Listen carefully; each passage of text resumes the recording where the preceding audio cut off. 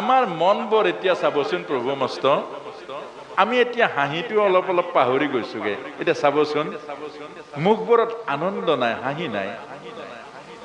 কেলে নাই বাৰু?